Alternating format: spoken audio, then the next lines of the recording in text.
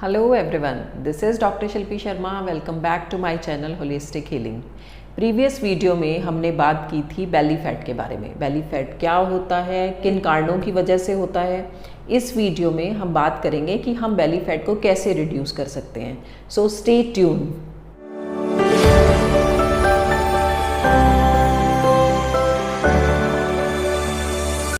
Belly fat को कौन कम नहीं करना चाहता, बढ़ी हुई तौंद किसे पसंद है. बट अगर हम फैट लॉस की बात करते हैं तो एक पर्टिकुलर बॉडी पार्ट के ऊपर हम फोकस नहीं कर सकते, क्योंकि जब वेट लॉस होता है या फैट लॉस होता है तो पूरी बॉडी का फैट कम होता है और साथ में ही बेली फैट भी कम हो जाता है. यहाँ मैं कुछ फैक्ट्स के बारे में बात करूँगी जो हमें बेली फैट को रिड्यूस करने में हेल्प करेंगे, जिसमें सबसे पहला है focus on calorie deficit diet. यहाँ कैलोरी डेफिसिट से मेरा मतलब है लो कैलोरी डाइट, यानी कि अगर आपका कैलोरी इनपुट कम होगा और कैलोरी आउटपुट ज़्यादा होगा तो फैट लॉस बहुत जल्दी होगा. बेसिकली क्या होता है कि आपको इसके लिए मेंटेनेंस कैलोरी पता होनी ज़रूरी है. उसके लिए आपको TDEE पता होना चाहिए. TDEE का मतलब है टोटल डेली एनर्जी एक्सपेंडिचर, यानी कि पूरे दिन में आपने कितनी एनर्जी खर्च की है. TDEE बेसिकली 3 फैक्टर्स पे डिपेंड करता है, जिसमें सबसे पहला है BMR, यानी आपका बेसिक मेटाबॉलिक रेट क्या है. दूसरा फैक्टर है TEF, यानी कि थर्मल इफेक्ट ऑफ फूड, यानी कि पूरे दिन में जो आपने खाना खाया है उस खाने को डाइजेस्ट करने में या मेटाबोलाइज करने में आपकी कितनी एनर्जी कंज्यूम हुई है, इसे TEF कहते हैं. जो तीसरा फैक्टर है वो है एक्टिविटी, यानी पूरे दिन में आपने कितनी एक्टिविटी की है, इस पे भी हमारा total daily energy expenditure depend करता है. और इसको कैलकुलेट करने के लिए मैं लिंक आपको नीचे डिस्क्रिप्शन बॉक्स में दे रही हूँ. उसमें आप अपनी एज, हाइट और वेट को फिल करके आप अपना TDEE कैलकुलेट कर सकते हैं. इसका मतलब है आपकी मेंटेनेंस कैलोरी. अगर मान लीजिए आपकी जो मेंटेनेंस कैलोरी है वो 1700 है, इसका मतलब है अगर आप 1700 कैलोरी तक कंज्यूम करते हैं तो ना तो आपका वेट लॉस होगा और ना ही आप वेट गेन करेंगे, यानी कि जितना आपका वेट है आप उसको मेंटेन करेंगे. तो वेट लॉस के लिए या फैट लॉस के लिए आपको कम कैलोरी लेनी पड़ेगी. तो उसके लिए आप इनिशियली 100 कैलोरी कम कर सकते हैं, धीरे धीरे आप 200 से 300 कैलोरी कम कर सकते हैं. बट आपको एक बात का ध्यान रखना है, आपने क्रैश डाइट नहीं करनी. फीमेल्स को 1200 कैलोरी से कम और मेल्स को 1500 कैलोरी से कम की कैलोरी नहीं लेनी. उससे क्या होगा, आपकी बॉडी ये सोचेगी कि आप स्टारवेशन में चले गए हैं, दोबारा फूड पता नहीं कब मिलेगा, तो इसलिए वो फैट को स्टोर करके रखने लग जाएगी, जिससे आपको फ़ायदे की बजाय नुकसान हो जाएगा. तो आपने जितनी मिनिमम बॉडी की रिक्वायरमेंट है उतनी कैलोरीज तो लेनी ही लेनी है. आपने सिर्फ 100 कैलोरी से धीरे धीरे ग्रेजुअली कम करना है और इससे आपका वेट लॉस और फैट लॉस होना शुरू हो जाएगा. अब हमने कैलोरी कम कैसे करनी है, इससे चलते हैं हम अपने नेक्स्ट फैक्ट के ऊपर, यानी कि सेकंड फैक्ट है इंटरमिटेंट फास्टिंग. इंटरमिटेंट फास्टिंग का मतलब है टाइम रिस्ट्रिक्टेड फीडिंग, यानी कि हमें एक लिमिटेड विंडो के अंदर खाना खाना है और उसके बाद हमें फास्टिंग करनी है. ये जो टाइम पीरियड है ये वेरी कर सकता है, जैसे कि हमने इनिशियली 12 घंटे की फास्टिंग रखनी है और 12 घंटे की ईटिंग विंडो रखनी है. फिर हम 14 घंटे की फास्टिंग कर सकते हैं और 10 घंटे की ईटिंग विंडो रख सकते हैं. इसके अलावा हम 16 घंटे की फास्टिंग कर सकते हैं और 8 घंटे की ईटिंग विंडो रख सकते हैं. जब भी आप पहली बाइट लेते हैं तो आपकी ईटिंग विंडो स्टार्ट हो जाती है और लास्ट बाइट के साथ आपकी ईटिंग विंडो क्लोज हो जाती है. इसके बाद आपका फास्टिंग का टाइम शुरू हो जाता है. पानी के अलावा जो कुछ भी आप लेंगे वो आपका ईटिंग विंडो में शामिल होगा. इंटरमिटेंट फास्टिंग में लिमिटेड टाइम पीरियड होने की वजह से आप ज़्यादा कैलोरी नहीं ले पाएंगे, तो उससे कैलोरी कंटेंट अपने आप कम हो जाएगा. इसके अलावा राइट टाइमिंग ऑफ मील भी इम्पॉर्टेंट है, क्योंकि जो हमारा हंगर हार्मोन है उसका भी स्लीप और वेकअप साइकिल होता है. तो जो हमारा सनराइज से लेके सनसेट तक का टाइम होता है उस टाइम पे हमारा हंगर हार्मोन एक्टिव रहता है. तो अगर हम उस टाइम पे अपनी ईटिंग विंडो रखते हैं तो हमारा फैट लॉस ज़्यादा होगा, हम ज़्यादा कैलोरी बर्न कर पाएंगे. लेकिन अगर हम सनसेट के बाद अपनी ईटिंग विंडो रखेंगे तो उससे हमारा मेटाबॉलिज्म स्लो हो जाएगा और हम इतनी ज़्यादा कैलोरीज बर्न नहीं कर पाएंगे. तो इंटरमिटेंट फास्टिंग के साथ साथ हमारा राइट टाइमिंग और फूड भी इम्पॉर्टेंट है. इसके बाद चलते हैं हम अपने थर्ड फैक्ट के ऊपर, यानी कि हाई फाइबर डाइट. जो TDEE है उसमें एक फैक्टर था TEF, यानी कि थर्मल इफेक्ट ऑफ फूड. तो तो जिस फूड में जितना ज़्यादा थर्मल इफेक्ट होगा उस फूड को डाइजेस्ट करने में उतनी ज़्यादा कैलोरी लगेगी। तो बेसिकली जो हाई फाइबर डाइट होती है उसमें कैलोरी भी कम होती है और उसके बाद थर्मल इफेक्ट भी ज़्यादा होने की वजह से उसको डाइजेस्ट करने में कैलोरी भी ज़्यादा बर्न करनी पड़ती है। तो इससे हमें डबल फ़ायदा हो जाता है, फूड के अंदर कैलोरी भी कम है और उसको बर्न करने में भी कैलोरी लग रही है। क्या आपको पता है कि कौन सा फूड जो है उसमें थर्मोजेनिक इफेक्ट सबसे ज़्यादा होता है? वो है प्रोटीन। तो इसलिए आपको अपनी हर मील में प्रोटीन को ऐड करना है ताकि उसके थर्मोजेनिक इफेक्ट की वजह से आप ज़्यादा से ज़्यादा कैलोरी हर मील में बर्न कर सकें। इसके अलावा हाई फाइबर डाइट में बेसिकली लीन प्रोटीन आता है जिसमें कि eggs, nuts, seeds, fish, meat, dairy products, ये सब लीन प्रोटीन में आता है। इसके अलावा जो होल ग्रेन्स हैं जैसे कि quinoa, barley, brown rice, red rice, तो इस तरह के फूड जो होते हैं उनको भी डाइजेस्ट करने में बॉडी की एनर्जी लगती है।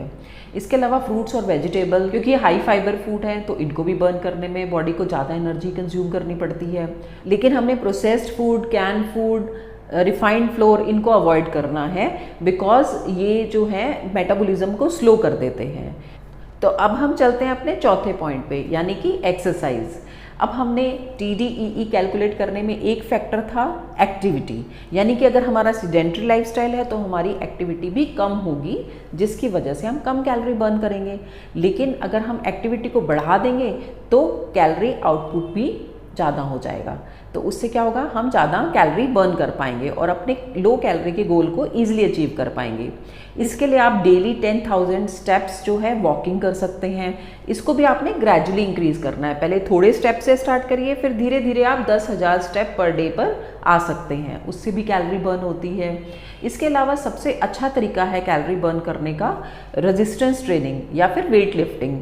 आप हफ्ते में एक बार से स्टार्ट करिए और धीरे धीरे आप वीक में 3 बार रेजिस्टेंस ट्रेनिंग या वेट लिफ्टिंग कर सकते हैं। उससे क्या होगा, बेसिकली आपका मसल मास डेवलप होगा। मसल मास की वजह से कैलोरी ज़्यादा बर्न होती है। तो हमने रेजिस्टेंस ट्रेनिंग को वीक में 3 बार इंक्लूड करना है ताकि ज़्यादा से ज़्यादा मसल मास बने और हम ज़्यादा से ज़्यादा कैलोरी बर्न कर सकें। तो इससे पूरी बॉडी का फैट तो कम होता है और स्पेशली बेली फैट कम होता है। हमारा जो नेक्स्ट फैक्ट है वो है गुड गट हेल्थ। जैसे कि हमने प्रीवियस वीडियो में बात की थी कि किस तरह से हमारे गट की हेल्थ जो है वो हमारी बेली फैट के साथ रिलेटेड है या हमारे वेट लॉस के साथ रिलेटेड है। तो हम अपनी गट को कैसे इम्प्रूव कर सकते हैं? सबसे पहले तो हमने प्रोबायोटिक फूड को अपनी डाइट में शामिल करना है, जैसे कि कर्ड, योगर्ट, कीफर, सावरक्रेट, इस तरह के फूड्स को हमने अपनी डाइट में शामिल करना है।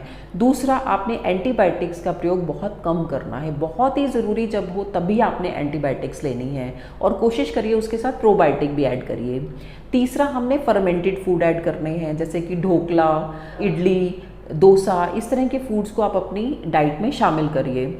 इससे भी आपकी गट हेल्थ इंप्रूव होती है। इसके अलावा आपने हाई फाइबर फूड जो है उसको अपनी डाइट में शामिल करना है क्योंकि वो गुड गट बैक्टीरिया को ज़्यादा से ज़्यादा बनाते हैं। लेकिन आपने प्रोसेस्ड फूड को, शुगरी फूड को, कैन फूड को, प्रिजर्वेटिव फूड को या रेडीमेड फूड्स को अपनी डाइट्स में अवॉइड करना है क्योंकि ये फूड जो है वो बैड बैक्टीरिया को ग्रो कराते हैं। हमारा जो लास्ट फैक्ट है वो है स्लीप। ये सबसे इम्पॉर्टेंट फैक्ट है क्योंकि क्रोनिक स्ट्रेस की वजह से लैक ऑफ स्लीप रहता है जिसकी वजह से हमारी एपेटाइट ज़्यादा रहती है। बिकॉज जो स्लीप है वो हमारे हंगर हार्मोन को कंट्रोल करती है। जब हम नींद की कमी रहेगी तो हमारा हंगर हार्मोन पे भी इफेक्ट आएगा, हमारी एपेटाइट बढ़ जाएगी जिसकी वजह से हम कंफर्ट फूड की तरफ जाएंगे, शुगरी फूड लेंगे ताकि हमें इंस्टेंट एनर्जी मिल सके। उसकी वजह से फिर हम विजरल फैट बनाएंगे जिससे बेली फैट इंक्रीज होगा।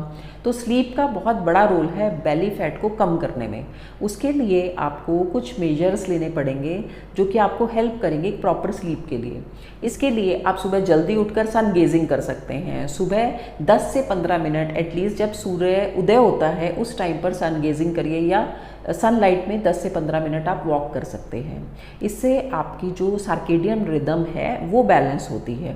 दूसरा, आपने अपना सोने और उठने का टाइम फिक्स रखना है ताकि आपकी बॉडी नेचुरली उस स्टेट में चली जाए। राइट। आपको अलार्म की ज़रूरत नहीं पड़ेगी सुबह उठने के लिए, क्योंकि आपकी बॉडी नेचुरली अपने आप को एक्लेमेटाइज कर लेगी। तीसरा, आपने एक्सरसाइज करनी है, उससे भी आपको अच्छी नींद आती है। इसके अलावा आपने जो अपना खाना है वो सोने के 3 घंटे पहले खा लेना है, ताकि आपका फूड जो है सोने से पहले प्रॉपर्ली डाइजेस्ट हो जाए। आपने जो पानी पीना है वो भी 2 घंटे पहले पी लेना है। उससे क्या होगा कि आपको रात को बार बार उठना नहीं पड़ेगा। तीसरा जो है, आपको अपने सोने से 1 घंटा पहले अपने फ़ोन को दूसरे रूम में रख देना है। फ़ोन को स्विच ऑफ कर देना है, मतलब आपने फ़ोन को टच नहीं करना, क्योंकि उसकी लाइट की वजह से आपको स्लीप डिस्टर्बेंस होती है। कैफ़ीन का यूज़ आपने सोने से 5 घंटे पहले कर लेना है, ताकि रात को उसके स्टिमुलेंट की वजह से आपकी नींद डिस्टर्ब ना हो। उसके बाद आपने स्लीप हाइजीन का ध्यान रखना है, अपने रूम को डार्क रखना है, मिनिमम लाइट उसमें रखनी है। इसके अलावा आप फ्रेग्रेंस एरोमा यूज़ कर सकते हैं, जैसे कि आप लेवेंडर ऑयल यूज़ कर सकते हैं या सैंडलवुड ऑयल यूज़ कर सकते हैं। उससे भी आपकी जो नर्व्स हैं वो काम डाउन होती हैं। इसके अलावा आप सोने से पहले मेडिटेशन कर सकते हैं, प्राणायाम कर सकते हैं, जिसमें आपने कपालभाति और भस्त्रिका नहीं करना, आप उसमें नाड़ी शुद्धि प्राणायाम कर सकते हैं, या अल्टरनेट नॉस्ट्रल ब्रीदिंग, जिसको अनुलोम विलोम कहते हैं, उसकी प्रैक्टिस कर सकते हैं। उससे भी नींद अच्छी आएगी। अगर इन सब चीज़ों को करने के बाद भी आपको नींद प्रॉपर नहीं आती, तो आप थोड़ी देर गर्म पानी में नमक डाल के उसमें अपने पैर भिगो के रख सकते हैं, और उसके बाद उसकी गर्म तेल से मालिश करके एंड देन आपको बहुत अच्छी नींद आएगी। तो आपने स्लीप रूटीन बनाना है ताकि आपका फ़ैट लॉस हो सके, क्योंकि हमारे स्लीप जो आवर्स होते हैं उसी टाइम में हमारी जो एक्सेसिव थॉट्स होती हैं वो डिलीट होती हैं। जो भी आपने दिन में एक्सरसाइज की थी, आपके जो मसल फाइबर रप्चर हुए थे वो भी उसी टाइम हील होंगे, आपकी बॉडी की हीलिंग भी उसी टाइम होगी, और आपका वेट लॉस भी उसी टाइम होगा। तो आपने देखा कि किस तरह से आप इंटरमिटेंट फास्टिंग से, एक्सरसाइज से और हाई फाइबर डाइट से अपने कैलोरी काउंट को कम कर सकते हैं, और किस तरह से आप अपनी गट की हेल्थ को और स्लीप को इम्प्रूव करके अपनी ओवरऑल हेल्थ को इम्प्रूव कर सकते हैं और अपने बेली फैट को कम कर सकते हैं। तो अगर आपको ये वीडियो पसंद आई है, then please like, share and subscribe to my channel. Thanks for watching. See you again.